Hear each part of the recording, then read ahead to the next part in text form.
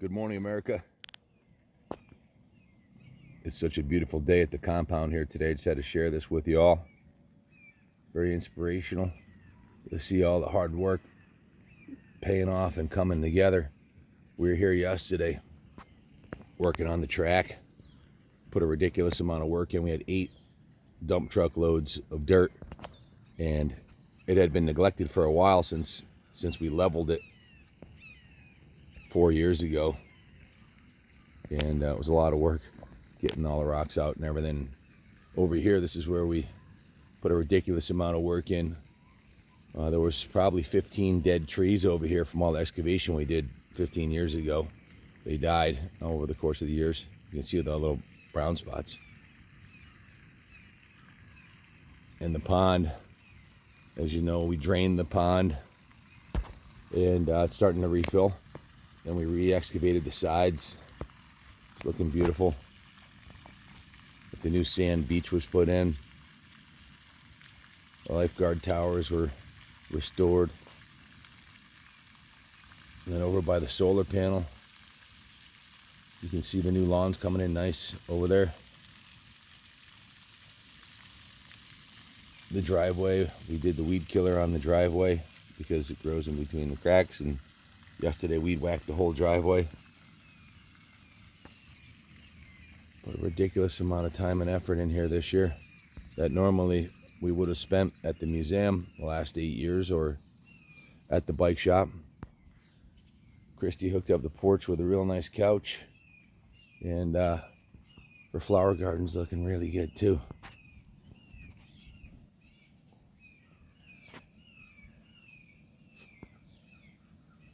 Funny, one of the kids who grew up here with Junior and Taylor and Jordan came by the other day, and I couldn't believe how good the place was looking because, well, like I said, restoring the mill and working on the new business, the motorcycle shop, which we went full-time with it coming up on 9 years ago. New business, and the museum really took the wind out of the sales of working on this place. But this summer, with it being shut down by the state, those berms right there, there's 70 dump truck loads. They don't look that big from here, but there's 70 dump truck loads of dirt in each berm. Used to be able to hit that like third gear tapped.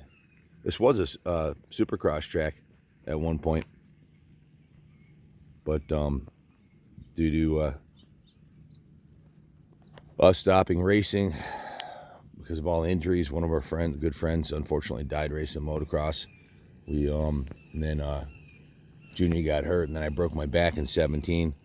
We took some time off. We're back at it now. Junior's racing again, and I'm having thoughts of getting a new YZ 450 or campaigning the CR 500. We'll see how it goes.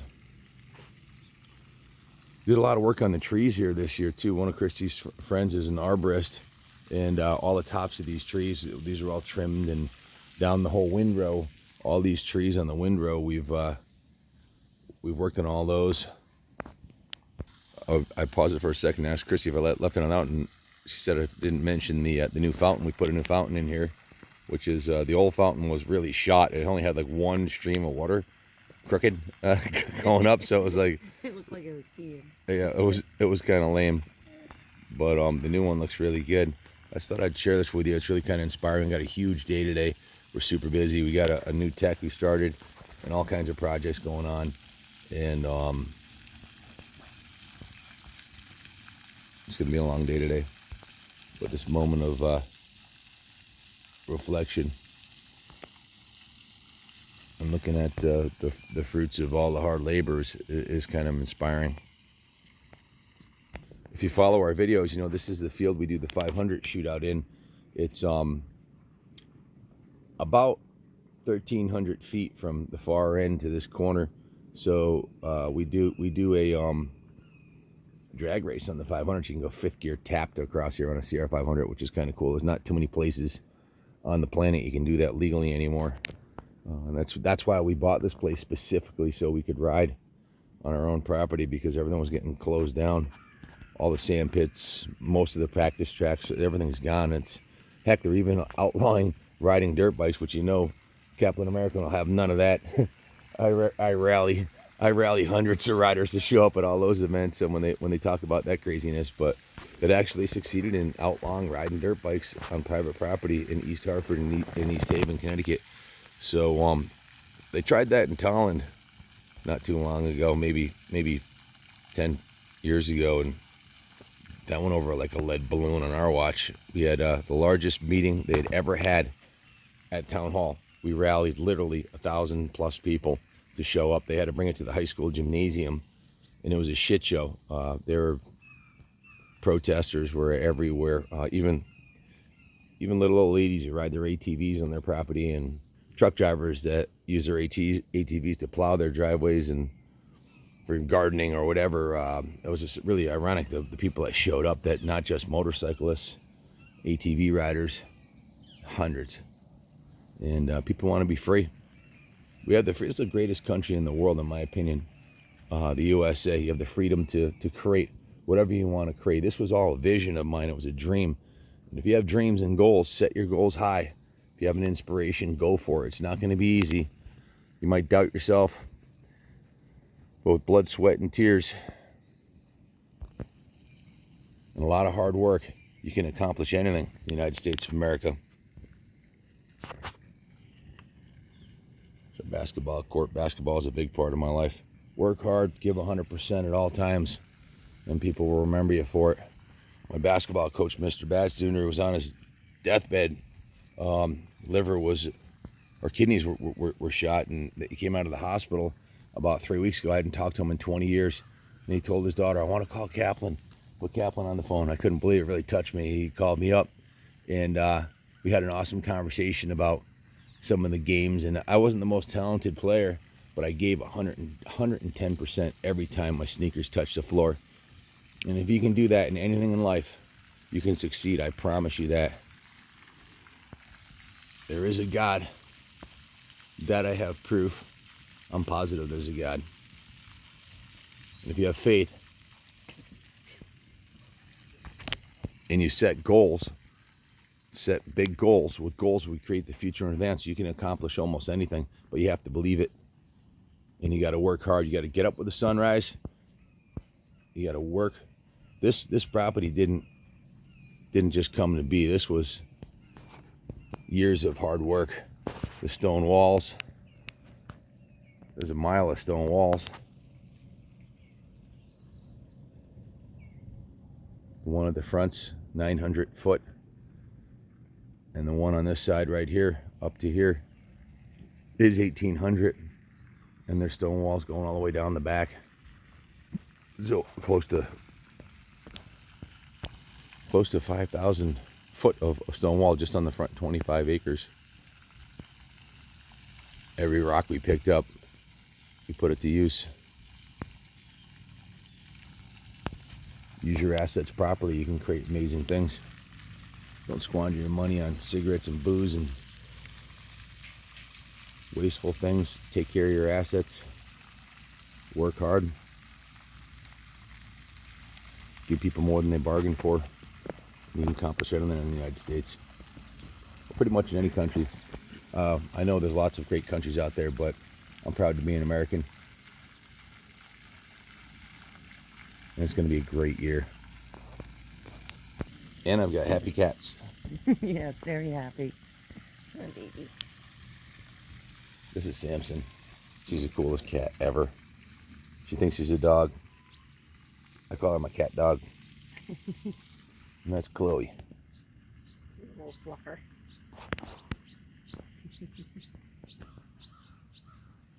So these are my daily riders. My Kawasaki KLR 650. We did the video yesterday. This is Big Black.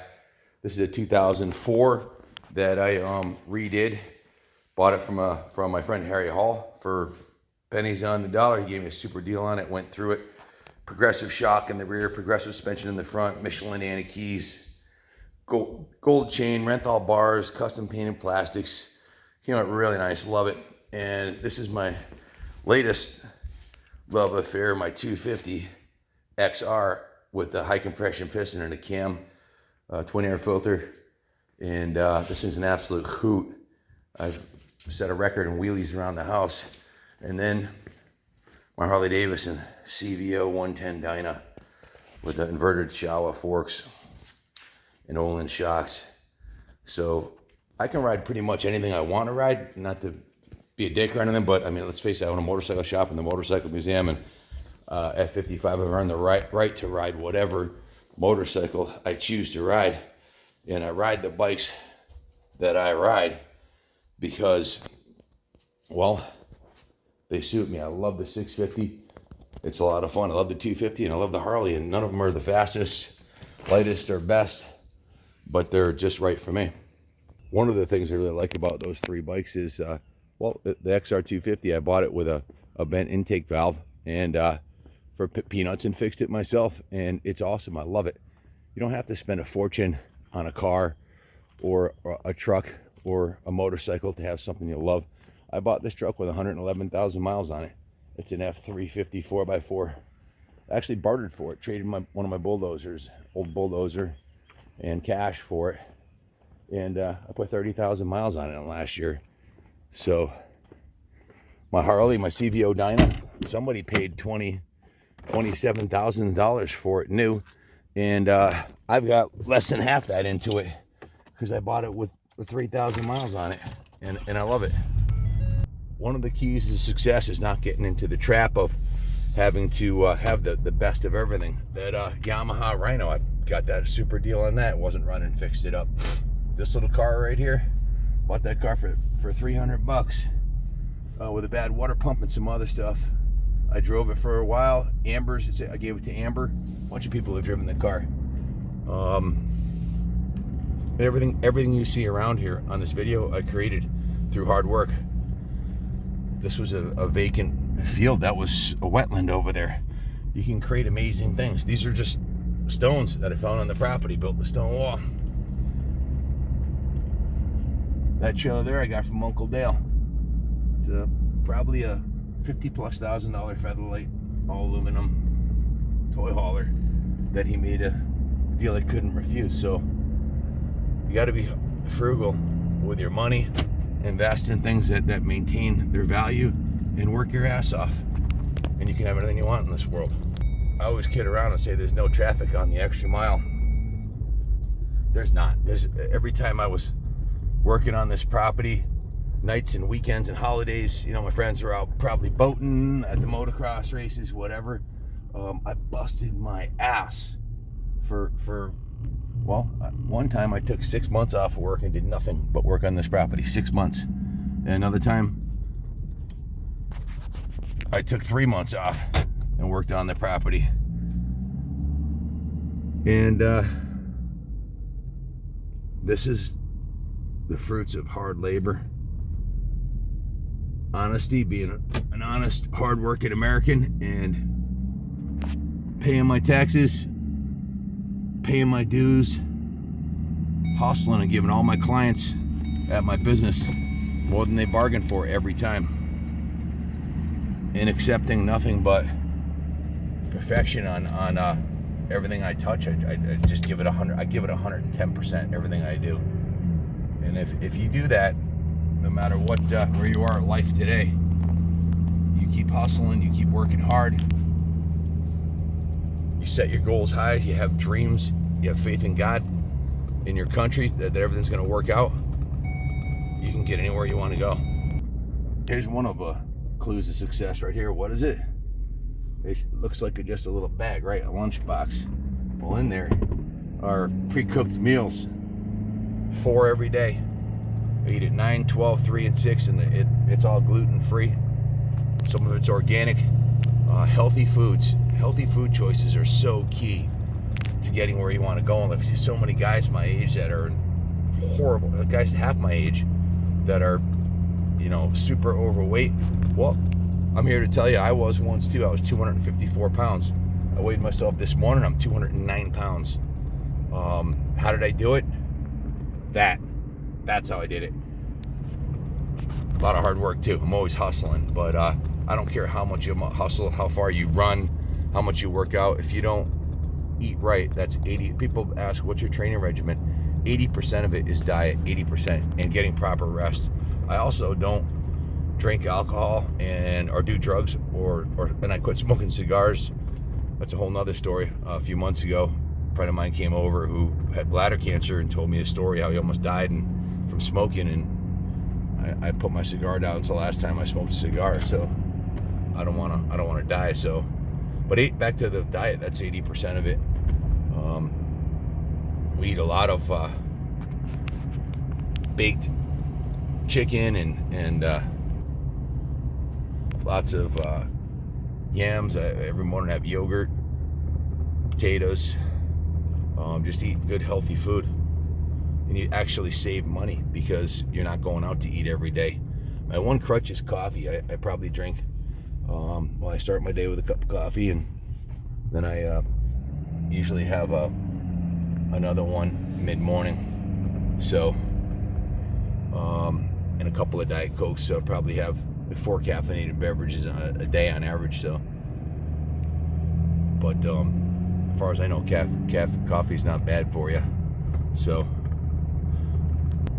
I'm really blessed in the fact that my town, Rockville in Vernon, our mayor is awesome, and they just redid the roads in front of the mill. It used to look like the road was probably 70 years old. It looked like something from a war zone. And all the roads on the way to work are all brand new. The one in front of my house, the one I'm on now, was a few years ago, and Route 31's in mint shape. So we've got beautiful roads here. It's nice, man. It's not a single bump until you get down close to Rockville. There's one small stretch they haven't done yet. But these are the things you got to be grateful for in this country. Great roadways. We've got our power. Many countries don't have all the things we take for granted. New bridges, new roadways, electricity, running water. Use your time wisely. There's 16 hours in the day, folks, that you should be up working and doing something positive. Find a hobby I love to do that has positive results. Landscaping, that's my hobby. Riding motorcycles. I'm still on the Ride 365. Only 2 days this year, and I'm not even positive if those 2 days I didn't ride. I just don't recall if I rode a motorcycle those 2 days. Every other day, some days I'll ride 5, 6, 7, 8 motorcycles. That's what I do. I test ride motorcycles and make sure they're right before we ship them out, or figure out what's wrong with them and what the defects are, so I can disclose them when we turn them over to our new clients. So I'm blessed in that I get to do that for a living, but it's a commitment, just like eating right and not smoking and drinking and working out. I work out at least 3 days a week. I lift weights, free weights, and I try to work out 5 days a week, and it's been that way since 1991. Rolling down the hill from the compound to the museum, coming into the city of Rockville from my hometown Tallinn. I only live 4 miles from the museum, and we're coming to one of the 4 major throughways in the town. And when we started resurrecting the city of Rockville, there was graffiti everywhere, and it occurred to me that if we didn't get rid of the graffiti and the trash and the abandoned cars and the half a dozen slumlord or abandoned houses that weren't mowed, if we didn't take care of that, then no one would respect our city. So I put together a volunteer crew, over 250 people, starting right here at that silver box right there. That little gray box, that power box, was covered in graffiti. Different graffiti, nothing you'd want your kids to see. Usually drugs or swear words or some inappropriate symbol. And on down all the way into Rockville, every one of those electricity boxes, some of the abandoned homes. In fact, the gas station in the center of town was covered in graffiti.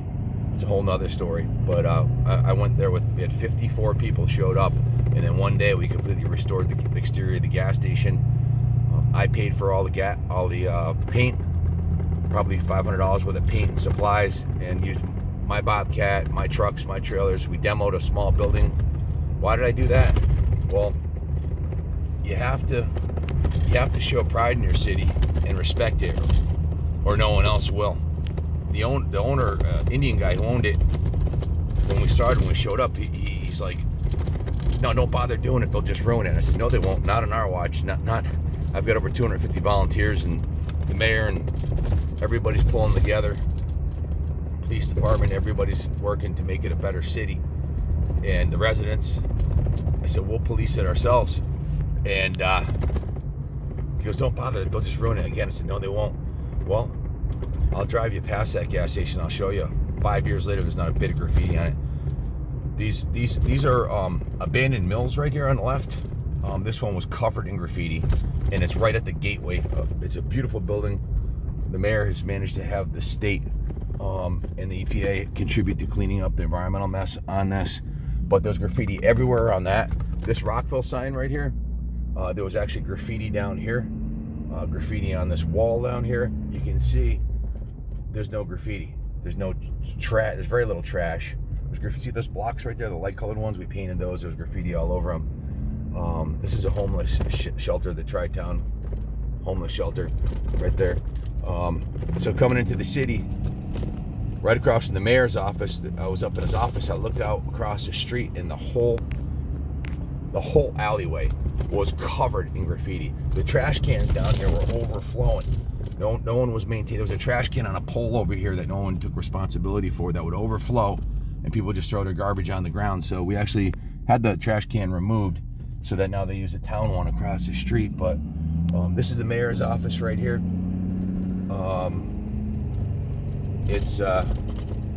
That's the alleyway right there. It was covered in graffiti. Covered. We spent over $500 on paint just on that freaking alleyway. I gotta show you something here.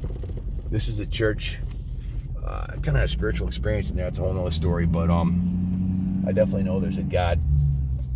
This is a do not enter, so I'm just gonna pull in on the side right here real quick. Extensive government support is true. The EPA, the federal government, the town of Vernon is practically working behind the scenes to revitalize Rockville. Tap state and federal resources to get it done. But this shows the Hockenham Mill renovation in Rockville, USA Studios. So Hockenham, the former Hockenham Mill at 200 West Main Street is transformed into Kaplan Cycles and New England Motorcycle Museum. A motorcycle-themed restaurant, brew pub, and more is coming. So that's our museum. So this is downtown. I've been here since 4th grade. I love my little city here.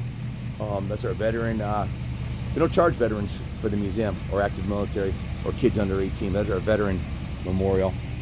So vibrant community engagement. Rockville Volunteer Services. I started this group. This is my group.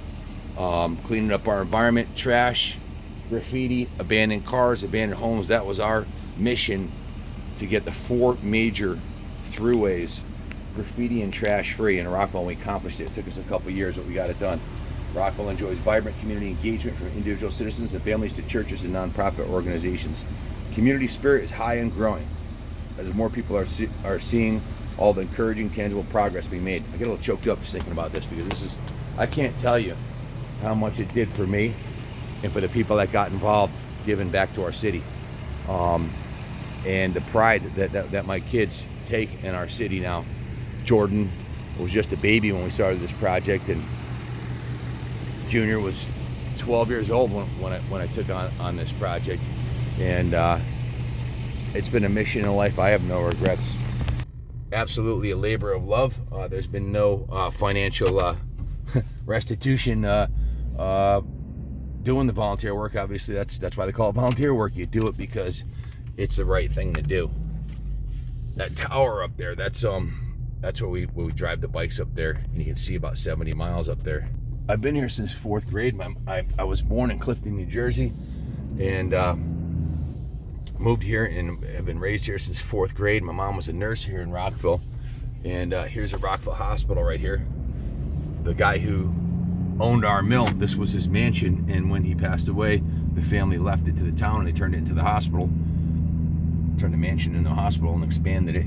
There was graffiti all over the front of this absolutely stunning all granite library, and these granite steps were covered in graffiti.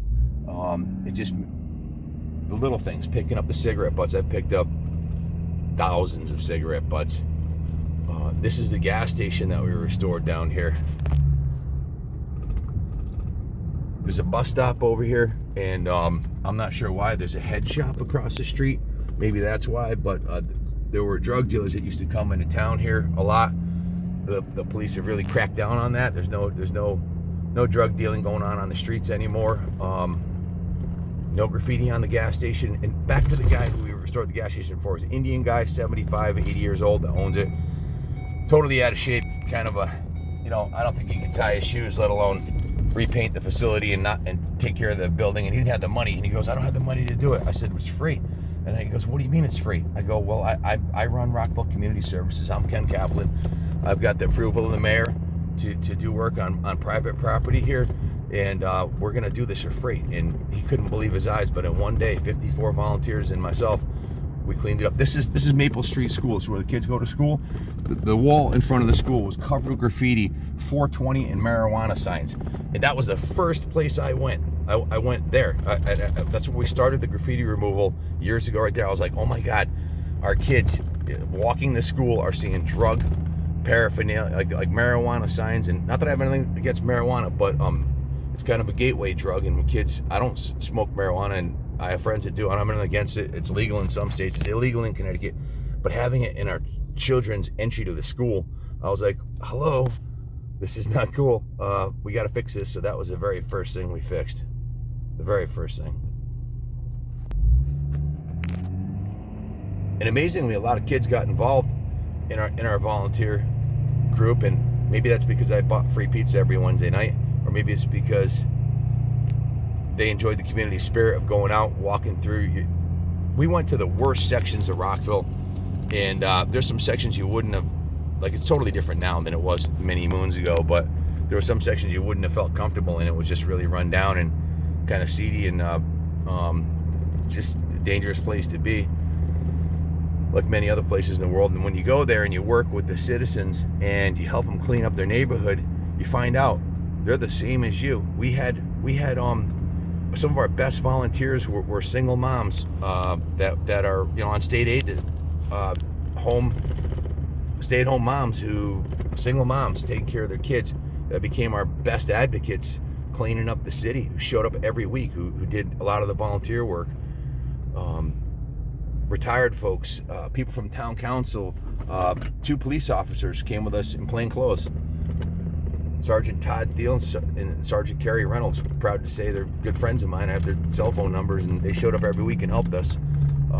People from both sides, Democrats, Polly Schaefer, who's a Democratic town council person, and Republicans showed up. And I told them I'm not into politics, so everybody gets along here. So I guess I did kind of get involved through politics through osmosis of being a citizen here in town, but I try to remain neutral and just be a patriot and do the right thing for our town and make it a better place, leave a legacy. Ask yourself, is this the town you live in? Is this a town I'd want my grandkids growing up in? And if it's not, make a change. Be that spark that starts a fire in your city, and do what you can. You'd be amazed what you can accomplish if you set your mind to it. Thanks for listening, folks. I'm up early today, and on the road at 6:30. I'm going to check out the Featherlight, the trailer that we're Atlas Metal is putting the metal walls in it.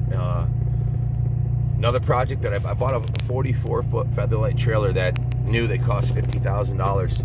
I bought it for pennies on the dollar and from Harley Davidson Motor Company, and we're restoring it. So back to what I said about buying stuff and fixing it up instead of buying brand new.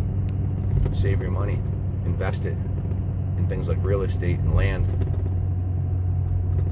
or education, your own education, because it's one thing you can never have taken away. So the reason I got up early is, well, it's 7:13 right now. I want to be at work an hour before everybody else. We have a private gym set up, just free weights, nothing, no big deal. Most of it's used stuff we bought and collected over the years. And I'm going to work out, because taking care of your diet, taking care of your body, taking care of yourself physically, mentally, and spiritually. You have to do that because there's a saying, you can't keep it unless you give it away. And by that, I meant your blessings you have in life, you can't keep them unless you give them away, but you have to have them before you can give them away. So I can't help you or anybody else unless I've taken care of myself. So it may sound selfish, you know, to take the time to eat right and exercise when maybe you should be working or whatever. Well, like I said, there's 16 hours in the day. Most people only work 8 hours. I work 12 because I love what I do, and I have a lot I want to accomplish. Minimum 12, minimum.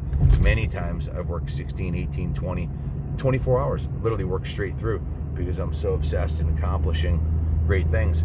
Find something that lights your fire so you want to stay up and work till the sun comes up to accomplish something great, and watch how the universe unfolds and great things happen for you and countless others. Thank you for watching. I am Kaplan America, and God bless America. So make a difference before you, if you made it this far with me, grab a piece of paper and a pencil and start writing down your goals. Where do you want to be a year from now? Where do you want to be 5 years from now? Physically, do you need to lose weight? Do you need to quit smoking? Do you need to quit drinking? There's lots of 12-step programs if you can't do it on your own. I watched my father die of alcoholism. I watched my cousin overdose on heroin and cocaine. That was enough to make me not ever want to drink or do drugs. Find something that motivates you and lights your fire. Set your goals. Physically, where do you want to be? Mentally, where do you want to be? Spiritually, how's your relationship with your God or your perception of your higher power? Do you pray before you get out of bed in the morning, like I do when I'm on my game? Set your goals where you want to be. Where do you want to live? What kind of house do you want? What kind of car do you want to drive? What kind of truck do you want? I'm driving a Ford F-350 because this is what I don't want a Mercedes or a fast car. I want a truck so I can get work done. I want a good truck, and I've got one. It's 2016. It's got 139,000 miles on it, but I'm proud of it. I love it. Set your goals high. Set some long-range goals. Start saving for your future. If you're in a job you hate, get out of it. Figure out a way to do something nights and weekends that you can make an extra buck doing what you love to do. And as soon as you make enough money to live on your own, quit your day job and go out and do what you love to do for the rest of your life. You'll never work another day in your life. Well, thank you for watching, folks. I'm pulling up the Atlas Metal here. I see a lot of people running and riding bicycles. Those are great hobbies, but in my opinion, if you bought yourself a cheap piece of land and hustled and started building stone walls and clearing land and mowing lawns and creating something, an asset, instead of running around aimlessly. I know I'm going to get beat up by all the runners out there. I know it's your natural high, but I'm running constantly, man. I hit the scale this morning, 209.1. It's the lightest I've been in a long time. I've been hustling all summer. I've had to put on extra deodorant because I'm sweating my ass off at the museum. Find an old house that needs to be restored. Find a car that needs to be restored. Bust your ass creating something amazing, and someone's going to open their wallet wide to buy it off you because you got 300 hours into it. So if the only exercise you're getting is riding your bicycle or running or going to the gym, that's not enough, man. You got to find something. Take care of, paint your house. You burn a lot of calories painting your house. Restore your car, wax your car once a week. You know how much cardio you burn waxing a car, especially a big one like this? Do positive things, man. Grab a piece of paper and make a list of all the positive things you could do that would be good exercise. You could cut wood. You could cut firewood. If you burn firewood, split your own wood. Mow your lawn. Get a push mower. Get a weed whacker. Don't pay someone to do it. Get off your ass. Get off the couch. Shut the TV off. Get outside. Put the phone down and go kick ass, America. This is a great country, and you can go as far as you want, but you got to do it. No one can do it for you. One of my employees, Steve, who I consider to be a hustler, was helping me with the restoration of the mill. He wore a pedometer on his foot or on his phone. I don't know how he did it, but he had a pedometer, and his goal was to do 10,000 steps every day. 10,000 steps at 3 feet a piece is 30,000 feet. That's 6 miles. He wasn't running, but he was hustling at the mill. He personally restored all the football field long wood floor on the first floor, and he was always hustling. He'd run from place to place. He's almost 60 years old. He's in phenomenal shape. The guy can run up a mountain. I think his goal is to walk down the Appalachian Trail or something like that. But you don't need to run aimlessly. Set a goal and run towards that goal. Get it done, and you'll be in phenomenal shape, and you'll accomplish your goal, and you'll be so much more motivated than you are today if you aren't motivated. Because there's this thing called the cycle of success. When you set that goal and you bust your ass, like this trailer we're going to look at this morning, I busted my ass. I haven't put down the last 2 days. We worked on about 312 hours of polishing aluminum in a sweat, no air conditioner, in a black trailer in the middle of summer. It's probably 100 degrees inside there. Sweated our asses off. But the cycle of success, when it comes out beautiful and you're done, you're like, your head hits a pillow, you feel like you accomplished something amazing, because you did accomplish something amazing, and you burned a ton of calories. You created an asset that's of value for you and your family, and forever buys it afterwards, and you've done a great thing. It's easy. Just do it. You gotta want it. In South Windsor, just drove past Boat Works, and it occurred to me, if you're looking for a project, you can buy a used boat that doesn't run for peanuts. Buy a boat. Buy an old motorcycle. Buy some kind of an asset that you can obsess about. Go on YouTube, figure out how to restore it, do it yourself. Don't pay anybody to do it. Do it yourself nights and weekends while everybody else is watching TV or surfing the net. Bust your ass, create something beautiful, and then sell it if you need money, or keep it and have it be a family heirloom, an asset. But don't squander your time. This is not a dress rehearsal. This is life, and it's short. It goes by fast, and it can be taken from you in a blink of an eye. So don't squander every second. Live every day to its fullest. You might have a project in your garage you've been putting off on starting. Put it on your list. Got to have a list. Got to have a notepad. I'm a guy who practices what I preach. Here's my notepad, and I wrote down the simple things. Pulling in the Atlas metal here, and before I go in to check out the trailer, this is a list you should be making every day, like I do. And I learned this from Tony Robbins, actually, one of the great motivational experts. My list starts off with up at 6 a.m. and I wrote down eat, shit, shower, shave, dress, vitamins and supplements. So I don't forget to take my vitamins and supplements, and pack my meals and make sure I got everything together. And I'm at Atlas Metal to look at the trailer. I'm going to go to the gym. I'm going to work out and do chest and tries. And at 7:45 a.m., I got to pick up a grass seeder and some more tie downs and buy some sprinklers.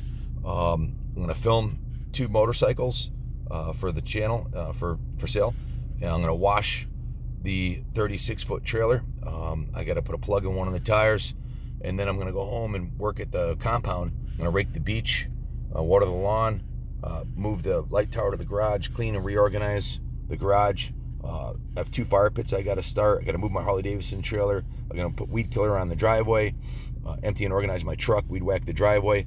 And I write down all these things. This is my second draft. My first draft, I just write down, I brainstorm everything I'm going to do for the day, and on this column, and then I number it